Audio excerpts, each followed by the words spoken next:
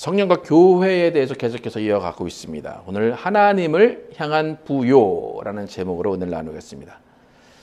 초대교회는 사도들의 가르침을 받았습니다. 그리고 교제하고 떡을 떼고 오로지 기도하기를 힘썼다라고 성경은 증거합니다. 모든 것이 처음인 초대교회. 초대교회 사도들의 가르침의 기초는 예수님의 가르침뿐이었습니다. 또 그 가르침을 바탕으로 성령께서 역사하셔서 성령이 말하게 하시는 것을 말했고, 성령이 기도하게 하시는 것을 기도했고, 성령이 하라고 하시는 것들을 행하면서 성령님이 이끄시는 교회를 이끌어 나간 것이 초대교회입니다. 성령이 이끄셨다. 여러 가지 어떤 설명이 있을 수 있겠지만 성령이 이끄셨다는 증거는 성도들 안에서, 교회 안에서 기사와 표적이 나타났다는 것입니다. 그러니까 지난주에도 잠깐 언급했지만 성도들은 사도들을 존경하고 두려워하는 마음으로 사도들을 대했습니다. 그 사도들이 말하는 그 말씀, 전하는 그 말씀을 정말 예수님이 직접 하시는 말씀으로 생각하면서 들었습니다. 그렇기 때문에 그 사도들의 가르침을 받은 그 사람들 안에서 기사와 표적이 일어났다는 거예요. 두려워하는 마음 가운데 기사와 표적이 일어난 것입니다. 그러니까 기사와 표적이 일어난 것을 보고 사도들을 잘 대해야 되겠다. 사도들에게 잘 보이면 뭐가 나에게 떨어지겠다. 그렇게 해서 두려워한 것이 아니라 예수님의 말씀을 받는 그 마음밭이 열려 있었고 마음밭이 준비가 되어 있었기 때문에 기사와 표적이 성도들 안에, 교회 안에 이루어졌다는 거예요. 그러니까 두려워했다. 그것은 단순히 무서워 떠는 게 아니에요.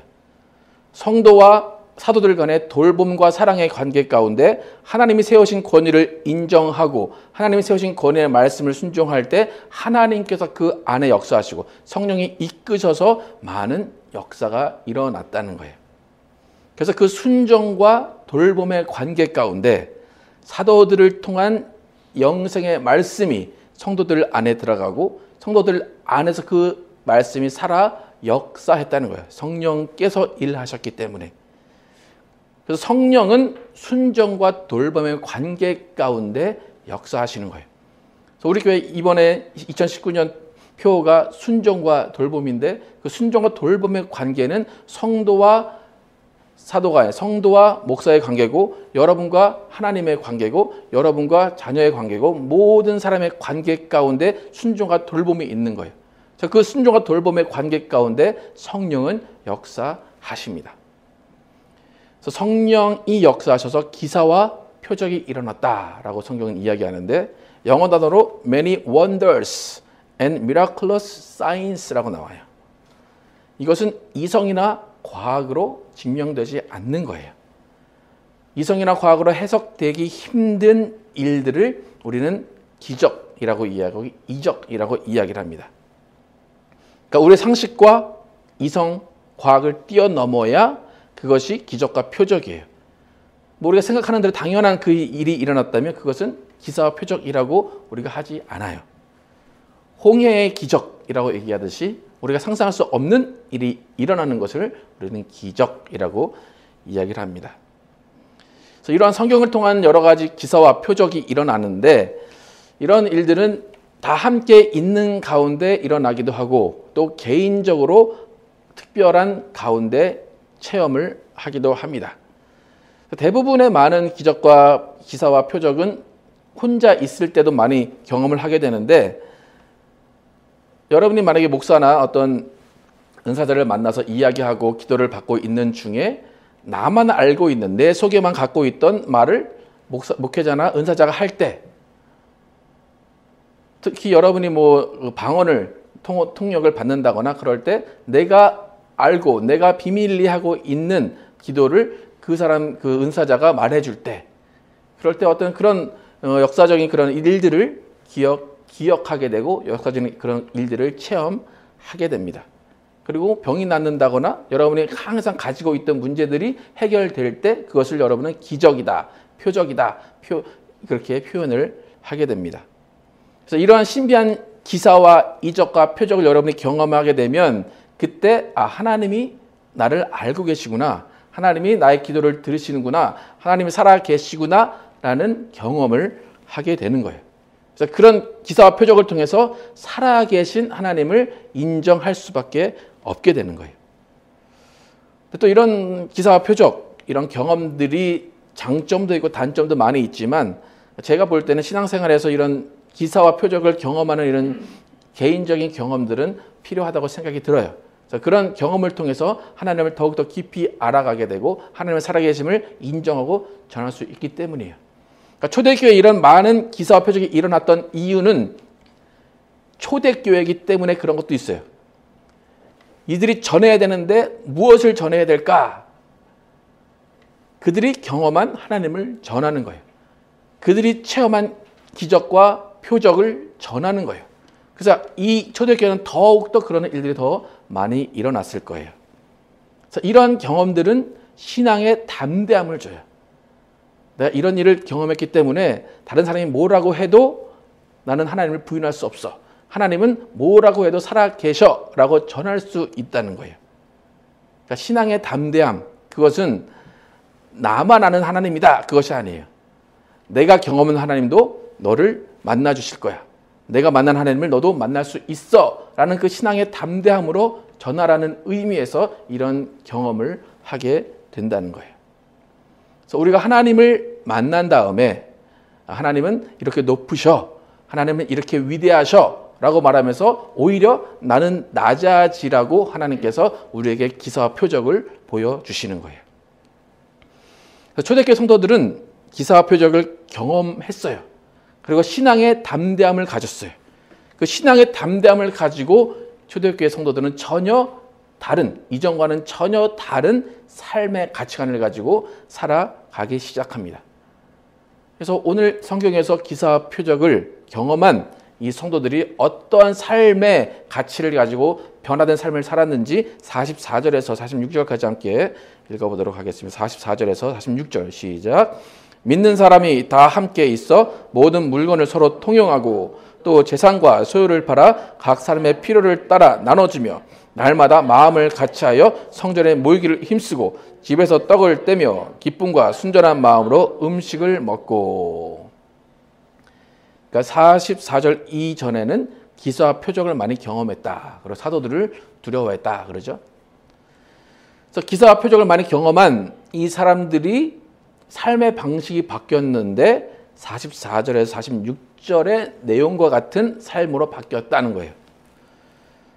사도를 통해서 병이 낫거나 문제가 해결받은 경험을 하고 신앙이 담대해졌더니 그 다음에 내 경험을 자랑하는 것이 아니라 물건을 서로 통용하고 재산과 소유를 팔아 남에게 나누어 주었다라는 거예요.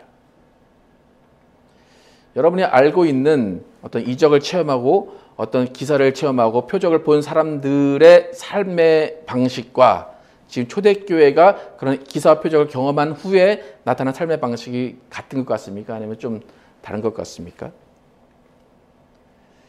내가 하나님을 만났어요. 내가 병을 고침을 받았어요. 내가 하나님의 살아계심을 경험했어요. 그 다음에 초대교회의 삶은 가난한 자에게 내 소유를 나누어주고 내 모든 것들을 다 팔아서 함께 나눴다는 거예요. 여러분, 신앙이 좋다. 제가 아까 신앙의 담대함이라고 그랬죠. 여러분, 신앙의 담대함 여러분 어떻게 정의를 하십니까? 아, 저 사람은 참 믿음이 좋아. 저 사람은 신앙이 참 담대해. 여러분, 신앙이 담대해지고 싶으십니까? 그럼 여러분, 신앙이 담대해진 그 다음의 행동은 뭐가 되어야 됩니까? 가난한 자를 찾아 도와주고 나의 소유를 다 팔아서 나누어 주는 것. 그것이 신앙의 담대함이에요. 근데 요즘에 신앙의 담대함은 좀 다른 의미로 많이 생각이 되는 것 같아요. 막 앞에 나서 기도를 막 열심히 하는 그것, 아니면 뭔가 좀 이렇게 특별히 내가 튀어 보이는 그게 신앙의 담대함이라고 생각할 수도 있을 것 같아요. 초대교회의 신앙의 담대함의 증거는 모든 사람이 물건을 서로 통용하고 재산을 나누어 가졌다는 거예요. 또 각각 서로의 필요를 따라 나누어 준 그 삶이라는 거예요. 이것이 엄청난 신앙의 대담한 거예요. 여러분, 여러분의 재산을 나누어 줄 수 있는 대담함 있습니까, 여러분? 내 것의 소유를 다 포기할 수 있는 대담함. 사도교회, 초대교회는 그거 외에는 말한 게 없어요. 여러분 신앙이 좋습니까? 예 하면 그 다음에 여러분 어떻게 해야 됩니까? 소유를 다 파십시오. 가난한 자에게 찾아가십시오. 못 먹는 자에게 먹어도 주십시오. 그것이 초대교회 신앙의 담대함이었다는 거예요. 여러분, 여러분이 생각해도 이 담대함은 보통의 담대함 가지고는 안 될 것 같죠, 그죠? 예. 여러분의 재산을 다 팔 수 있는 담대함, 과연 여러분은 가지고 있는가 한번 생각을 해보시기 바랍니다. 사도들이 분명히 가르쳤을 거예요. 너희가 그렇게 은혜 받고 많은 병 고침을 받고 많은 은사를 받았으면 이제 너희는 다 너희 것을 다 나누어주고 재산을 다 팔아서 가난한 자에게 나눠줘라. 그러니까 뭐 어떤 한 사람이 시작했겠죠. 그러니까 어떤 사람들은 저 사람이니까 나도 해야 되겠다 그렇게 따라하는 사람도 있겠고, 그러니까 그런 삶을 살기 시작했다는 거예요. 대부분의 믿는 사람들이라고 그래요. 44절에 믿는 사람이 다 함께 있어서 그 일을 했다는 거예요. 그래서 믿는 사람들이 성령의 가르침을 따라서, 사도들의 가르침을 따라서 가치관이 바뀌었다는 거예요. 삶의 방식이 바뀌었다는 거예요. 만약 여러분이 오늘 신앙의 담당을 받고 제가 여러분의 소유를 다 파십시오. 여러분의 모든 것을 다 하나님께 드리십시오. 그러면 교회가 잘 될까요? 아니면 교인들이 다 나갈까요? 어떻게 될까요? 근데 초대교회는 어떻게 됐대요? 날로 번성했다 그래요. 이상한 사람들이 모인 곳이에요. 그죠? 그 칭송을 받았대요. 그러니까 너도 나도 내 재산을 팔러 들어왔다는 거예요. 이런 신앙이 성령이 역사하시는 신앙이고 담대한 신앙이라는 거예요. 무슨 말이냐면 내 중심성으로 살던 이전의 삶을 버렸다는 거예요. 내 돈이야, 내 집이야, 내 가족이야, 나만 잘 살면 돼 라는 그 가치관이 바뀌어서 이제는 공동체를 이뤘다는 거예요. 나만이 아니라 우리가 같이 살아야 되고, 나만 배부른 것이 아니라 저 사람도 배불러야 되고, 나만 잘 사는 것이 아니라 다 잘 사는 것으로 바뀌었다는 거예요. 그래서 개인 중심에서 공동체 중심으로 바뀐 거예요. 여러분, 기독교의 가장 큰 특징은 뭐냐면 타자를 위한 삶이에요. 다른 사람을 위한 삶을 사는 것이 교회의 가장 큰 특징이에요. 그래서 본회퍼라는 신학자도 타자를 위한 교회라는 신학을 강조를 했는데, 변화가 됐으면, 예수를 믿었으면 그 다음부터는 나는 구원받았잖아요. 그러니까 이 다음부터의 삶은 다른 사람을 위해서 사는 거라는 거예요. 구원이 개인의 구원이라고 한다면 구원받은 자의 삶은 공동체를 위한 삶, 다른 사람을 위한 삶을 살아가는 것이 기독교의 가르침, 예수님의 가르침, 초대교회의 가르침이라는 거예요. 근데 구체적인 실천 방안이 초대교회가 어떻게 나타났습니까? 자신의 재산을 파는 거로 나타난 거예요. 그러니까 다른 사람을 위한 삶을 살아라 라고 할 때 첫 번째 나타나야 되는 특징은 뭐냐면 지갑을 여는 변화가 일어난다는 거예요. 이전에는 돈을 모으는 것이 가장 큰 가치관이었어요. 움켜쥐는 것이 가장 큰 가치관이었어요. 그런데 이제는 나누고 베푸는 것이 가장 큰 가치관이에요. 예수님의 몸된 공동체를 위해서 물질을 사용하고 그들이 함께 쓰는 그것이 그들의 첫 번째 변화였다는 거예요. 여러분이 하나님을 만났다라고 하고 예수를 그리스도라, 주인이다 라고 고백을 한다면 여러분의 삶의 첫 번째 변화는 여러분의 물질을 어떻게 사용하는가에 따라서 여러분의 변화가 확실히 드러난다는 거예요. 여러분, 이 세상의 가치는 모두가 물질로 가치가 결정됩니다. 돈으로 가치가 결정이 돼요. 여러분, 돈이라는 걸 생각할 때 돈은 모아야 됩니까? 나눠줘야 됩니까? 여러분의 가치관은 어떻습니까? 기준은 어떻습니까? 돈은 모아야 됩니까? 나눠줘야 됩니까?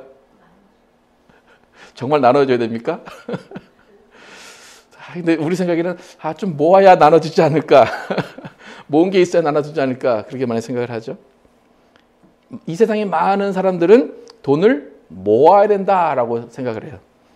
돈이 많은 사람을 부자라고 이야기합니다. 그래서 새해 첫날 세상의 덕담은 뭡니까? 부자 되세요. 그 말은 뭐예요? 돈 많이 버세요. 그거죠. 돈 많이 챙겨 놓으세요. 돈 많이 쌓아두세요. 그게 부자 되세요. 그러니까 뭐냐면 지갑을 다른 사람을 위해 여십시오가 아니라 당신의 지갑에 돈을 많이 채워 넣으십시오가 세상의 가치관이에요. 이런 부자들 세상에 많아요. 그죠? 이렇게 돈을 내가 갖는 것, 내가 쌓아놓는 것, 그것은 세상의 가치관의 부자예요. 예수님은 우리에게도 부자가 되라고 그래요. 여러분, 성경에 예수님께서 우리에게 가난하게 되라고 하잖아요. 예수님이 가난해졌기 때문에 너희는 부유하라 그래요. 성경에 여러분 절대로 오해하지 마셔야 되는 게 너희들 가난해져라. 절대로 그렇게 얘기하잖아요. 내가 가난해졌으니까 너희는 부유해라. 그렇게 얘기해요. 근데 그 부유함의 가치관이 틀리다는 거예요. 세상의 부유함은 내 지갑에 돈을 넣는 거예요. 나가지 않는 거예요. 새 나가면 안 돼요. 근데 기독교적인 예수님의 가치관의 부자는 뭐냐면 돈을 쓰는 것, 돈을 나누어 주는 부자가 되라는 거예요. 그래서 누가복음 12장 16절에서 20절 예수님이 어떻게 말씀하셨는지 한번 같이 16절부터 20절까지 같이 읽겠습니다. 시작. 또 비유로 그들에게 말하여 이르시되 한 부자가 그 밭에 소출이 풍성함에 심중에 생각하여 이르되 내가 곡식 쌓아둘 곳이 없으니 어찌할까 하고 또 이르되 내가 이렇게 하리라 내 곡간을 헐고 더 크게 짓고 내 모든 곡식과 물건을 거기에 쌓아두리라. 또 내가 내 영혼에게 이르되 영혼아 여러 해 쓸 물건을 많이 쌓아두었으니 평안히 쉬고 먹고 마시고 즐거워하자 하리라 하되 하나님은 이르시되 어리석은 자여 오늘 밤에 내 영혼을 도로 찾으리니 그러면 내 준비한 것이 누구의 것이 되겠느냐 하셨으니 자기를 위하여 재물을 쌓아두고 하나님께 대하여 부유하지 못한 자가 이와 같으니라. 세상의 전형적인 부자죠. 너무나 많은 곡식을 얻었어요. 자신이 노력해서 얻은 거예요. 그것을 쌓아두다. 근데 쌓아두다 보니까 창고가 너무 작아요. 더 큰 창고를 짓고 쌓아놓은 다음에 편안히 먹고 마시자라고 하는 그 순간에 예수님께서 이 사람이 생명이 끊어지면 어떻게 될 것이냐, 그 소유는 누가 될 것이냐 그렇게 말씀하시는 거예요. 그럼 객관적으로 볼 때 어떻습니까? 이 부자라는 이 인물 어떻습니까? 여러분 문제가 있습니까? 없습니까? 문제 없어요. 그죠? 뭐가 문제예요? 내가 벌었어요. 뭐 훔친 게 아니에요. 곡식의 소유. 내가 벌어서 내가 쌓아놨어요. 그리고 잘 가꿨어요. 잘 그거를 저축하고 잘 창고를 관리해서 썩지 않게 했어요. 그리고 더 많이 있으니까 더 많이 지을 수밖에 없어요. 이거는 정상적인 삶이에요. 정상적인 부자의 삶이에요. 여러분 이 사람이 부럽습니까? 아니면 잘못 사는 겁니까? 부럽죠. 그죠? 네. 잘 살고 있는 사람한테 예수님은 뭐라 그래요? 무슨 사람이다? 어리석은 사람이다. 그렇게 말씀을 하세요. 잘 보시면 예수님은 이 사람이 돈을 많이 가졌다에 대해서 뭐라고 하시는 게 아니에요. 뭐에 대해서 말씀하시는 거예요? 돈을 나누어 주는 것, 쓰는 것에 대해서 말씀하신다는 거예요. 여러분 돈은 많이 버시기 바랍니다. 아멘. 나 예수님이 뭐 가지지 말라고 그래서 난 돈도 안 벌 거야. 나 일 안 할 거야. 절대 그러면 안 돼요. 돈을 많이 벌어야 돼요. 그 다음이 문제라는 거예요. 그 다음에 이 사람 같이 창고에 쌓아두고 이제 편안히 먹고 마시고 즐기자. 그때부터가 문제라는 거예요. 만약 여러분이 세상 사람이라면 전혀 문제가 없어요. 뭐 그렇게 살든 말든 예수님은 상관 안 해요. 만약 여러분이 크리스찬이다, 크리스찬의 가치관, 예수님의 가치관을 살아간다라고 하면 그때부터 여러분은 문제가 생긴다는 거예요. 예수님이 어리석다라고 하는 이유는 뭐냐면 물건을 쌓아두고 그것이 없어지지 않을 거라고 생각했다는 거예요. 그게 내 것이 될 거라고 생각했다는 거예요. 여러분 물건을 막 쌓아두고 여러분이 딱 죽으면 그게 누구 것이 될 것 같습니까? 돈 많은 사람들이 제일 불안한 게 뭔지 아십니까? 죽으면 이게 누구한테 갈까? 그러니까 죽기 전에 유서를 써놓는 거죠. 이건 누구한테, 이건 누구한테. 그거 쓰지 못하면 이게 누구한테 갈지 죽어서도 이제 불안하고 이제 억울한 거, 이게 딴 사람한테 갈까봐. 특히 이제 교회한테 갈까봐 이제 억울한 사람도 많은데, 그것 때문에 예수님 말씀하시는 거예요. 부자가 되라. 그런데 부자가 된 그 다음에 삶의 가치관을 어떻게 할 것이냐.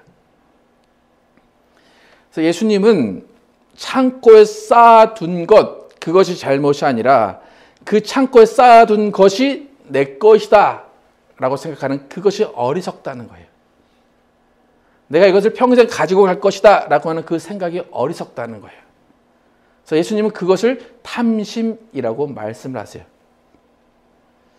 이제 이 본문이 어떤 상황에서 나왔냐면, 어떤 청년이 예수님께 나옵니다. 그래서 청년이 뭘 물어보냐면, 예수님, 우리 형이 유산을 받았는데 그 형한테 좀 말씀 좀 해주세요. 이 유산 좀 나한테 좀 나눠달라고 말씀 좀 해주세요. 예수님이, 야, 내가 유산 나눠준 사람이냐? 그 얘기 하시면서 이 얘기를 쭉 하시는 거예요. 그래서 유산을 나눠주세요. 그 말 자체를 예수님은 탐심이라고 보셨다는 거예요. 여러분 주위에서나 여러분 스스로나 여러분 굶어 죽는 사람들이 여러분 주위에 있습니까? 아니면 여러분 스스로도 내일 혹시 먹을 게 아무것도 없으신 분들 있습니까? 다 내일 먹을 거 있죠, 그죠? 네. 없으면 사러 가시면 되죠, 그죠? 사러 갈 수 없는 사람들이 주위에 없어요, 요즘에, 그죠?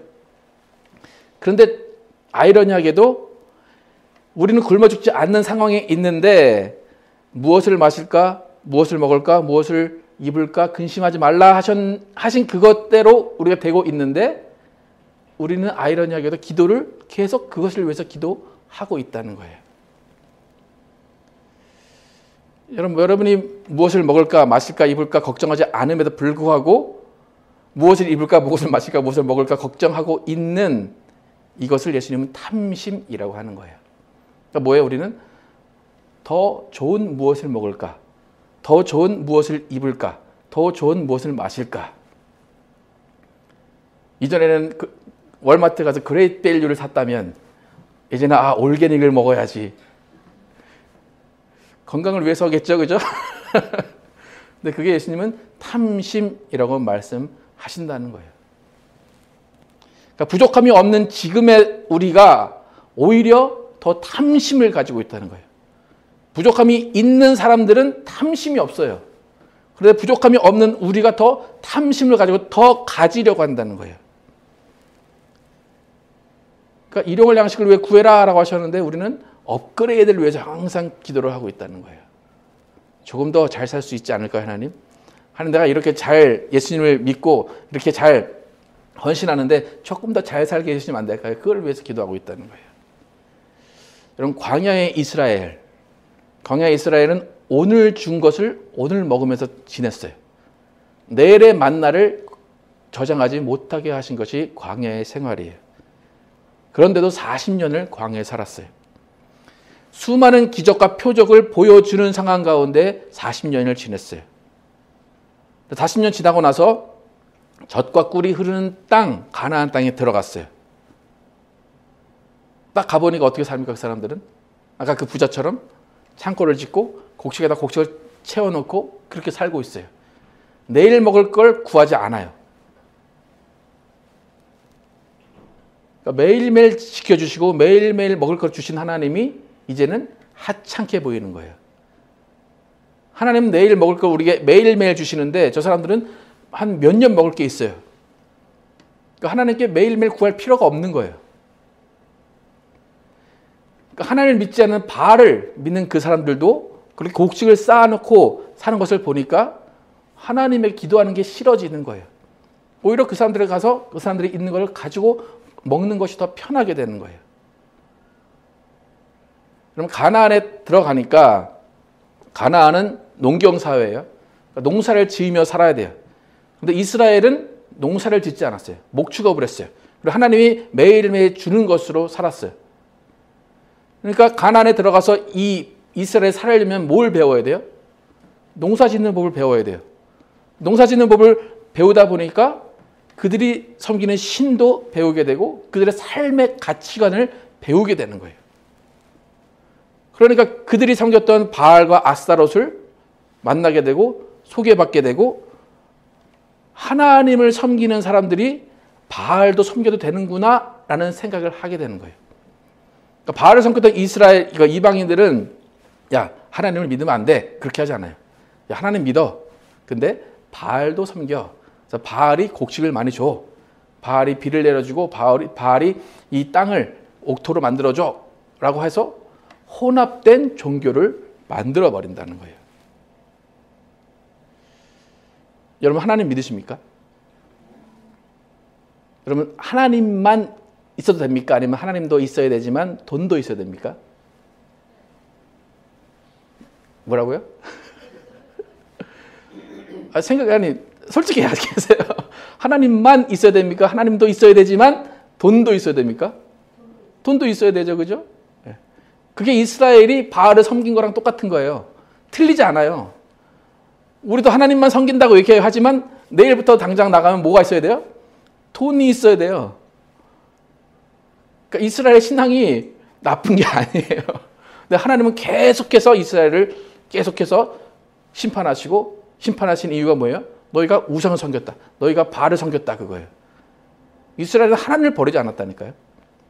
하나님도 섬기는데 바알도 섬겨야 돼. 왜요? 먹고 살아야 되니까.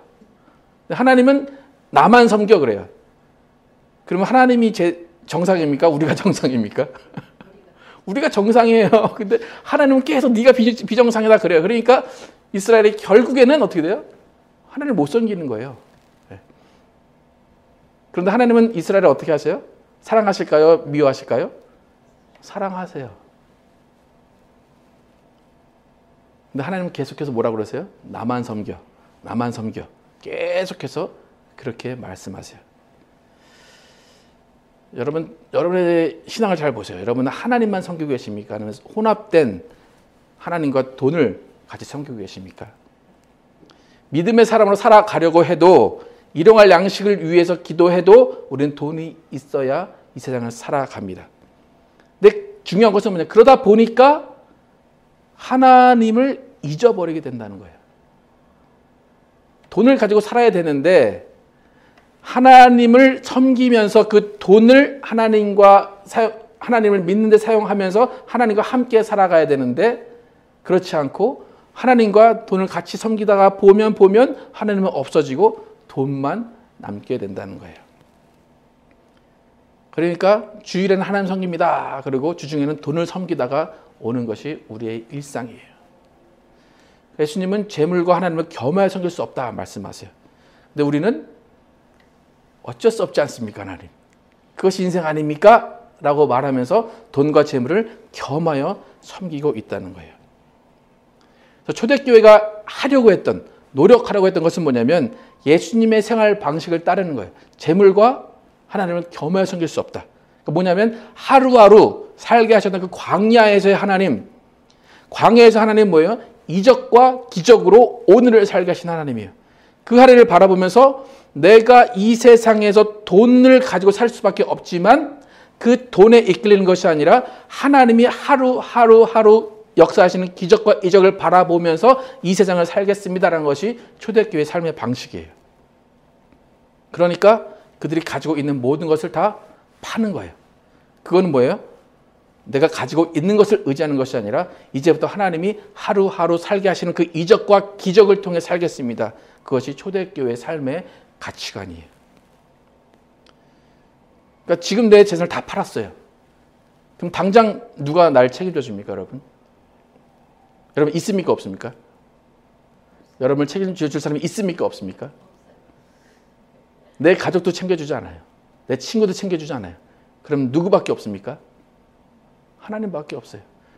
근데 그것을 시도해 보라는 거예요. 지금 초대교회는. 여러분 시도해 보시겠습니까?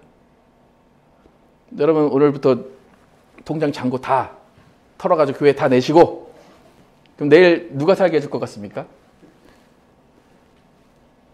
누가 살게 해줄 것 같습니까, 여러분? 하나님도 안 보이죠, 그죠? 믿어지지가 않죠, 그죠? 아, 내일 우리는 굶을 거야. 내 애들은 계속 울고 있을 거고 엄마 배고파 할 거고. 초대교회는 그거를 시험한 거예요. 뭐 초대교회가 뭐 특별히 믿음이 좋아서 그게 아니라 야 오늘부터 다 제사 내놓고 내일부터 하나님이 어떻게 하시는가 보자 그거예요. 그게 믿음의 담대함이었다는 거예요. 그러니까 뭐냐면 내가 열심히 일해서 번 재산을 비축해 놓고 그것을 바라보면서 하루하루 빼먹는 그 삶이 아니라 오늘도 살게 하신 하나님을 바라보며 오늘 살고 내일 살고 계속 그렇게 하루하루 하나님의 이적과 기적을 보자는 거예요. 기사와 표적을 보자는 거예요. 그러니까 초대교회의 기사와 표적은 그거예요.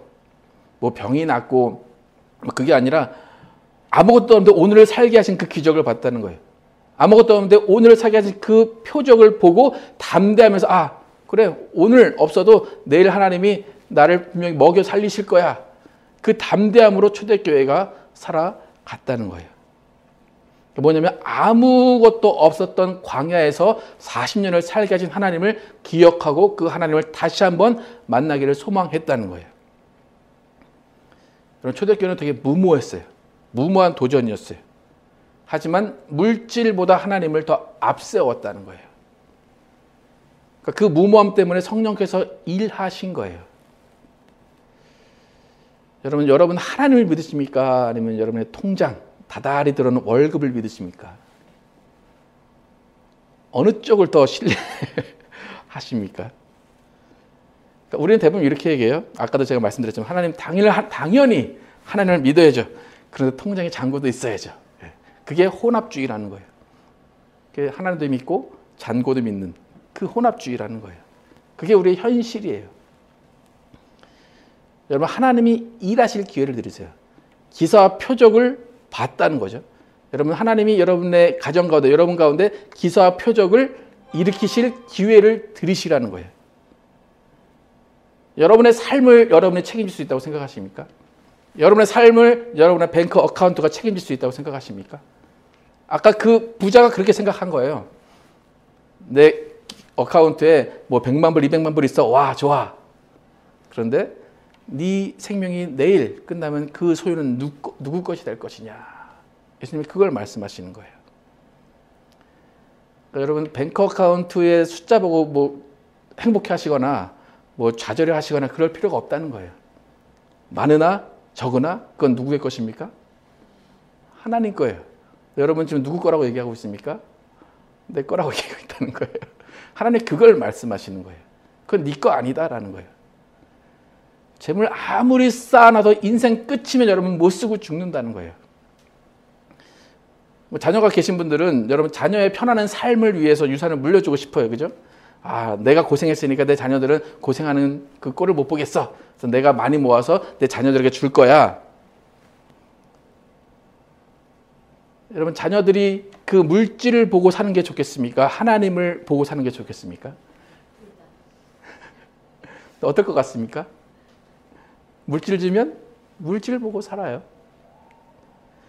우리가 자녀들에게 물질을 돈을 유산으로 주는 게 아니라 하나님의 기이한 일을 경험할 기회를 줘야 되는 거예요. 하나님의 기사와 표적을 그들도 경험하게 해줘야 되는 거예요. 그런데 돈이 많으니까 아, 엄마가 날 그래서 엄마 너무 고마워. 아빠 너무 고마워. 하나님을 찾을 일이 없는 거예요. 하나님께 기도할 일이 없는 거예요. 하나님이 기사와 표적을 일으키실 일이 없다는 거예요. 저희 아버지가 이제 돌아가신 지가 2년째 되거든요. 이제 좀 있으면 2년인데 저희 아버지는 정말 깔끔하게 10원도 안 남기고 가셨어요. 정말 찾아도 없어요. 예. 그러니까 제가 하루하루 먹는 이것을 체험하고 있지 않습니까, 여러분? 예. 입히시고 먹이시고 하나님께 채워주신 것을 경험하게 됩니다. 여러분 자녀들 걱정하지 마세요, 여러분. 여러분이 많이 남겨줘야 그들이 잘 살 거다. 여러분 잘 보시면 아시잖아요. 유산 남겨놓고 가는 그 자녀들 어떻게 되는지 보시잖아요. 네? 여러분들 그거를 꼭 또 반복하실 겁니까? 잘 살던 애들이 유산 남겨놓고 법정으로 싸우고 하다가 변호사 좋은 일만 하다가 결국엔 쳐다보지도 않는 그런 가족들이 많아요. 여러분도 유산 가지고 싸우지 마시고 하나님을 의지하시고 여러분이 가진 게 있다면 가난한 자를 위해 나눠주시고 여러분이 가진 게 있다면 공동체를 위해 사용하시고 여러분이 가진 것이 있다면 서로 함께 사용하시기 바랍니다. 그렇게 되면 하나님이 놀랍게 여러분의 인생 가운데 기이하고 놀라운 일들을 경험하게 하실 것입니다. 저는 여러분들이 하나님의 위대하심을 경험했으면 좋겠어요. 하나님의 살아계심을 경험했으면 좋겠어요. 여러분이 하나님 앞에서 담대한 믿음을 소유했으면 좋겠어요. 초대교회 성도들의 그 무모한 담대한 믿음 때문에 2000년 동안 교회가 지금까지 이어져 오고 있는 거예요. 예수님이 원하시는 사람은 뭐냐면 부자긴 부자예요. 근데 어떤 부자라고 성경에 나와요? 하나님께 대하여 부유한 사람이라고 그래요. 영어로 rich toward God이에요. 하나님을 향해 부자가 되라 그래요. 여러분, 여러분의 취미 있습니다. 여러분의 차, 여러분의 집, 여러분의 지갑, 여러분의 가방, 또 내 자녀의 공부, 내 자녀의 미래를 위해서는 1000불도 아깝지 않아요. 그죠? 10,000불도 아깝지 않아요. 10만 불도 아깝지 않아요. 그런데 하나님을 향해서, 교회를 향해 내는 거는 세야 돼요. 그죠? 지갑을 꺼내는데 10불짜리가 나오면 안 돼. 1불짜리 내야 돼. 하나님을 향해서 부자가 되라 라고 이야기해요. 하나님을 향해서 부자가 된다는 건 뭐냐면 내가 하나님을 앞에 두고 하나님 앞에서 내가 하나님께 드리는 것이 꼭 억만장자같이 하나님께 드려요. 그럼 하나님은 우리를 어떻게 생각하실까요? 야, 돈도 없는데 뭘 나한테 그렇게 주냐? 그렇게 생각하실까요? 아니면 야, 너 억만장자야? 너 없는 것 같은데 내가 부어줄게. 그렇게 하실까요? 하나님의 방식을 여러분이 오해를 하시면 안 돼요.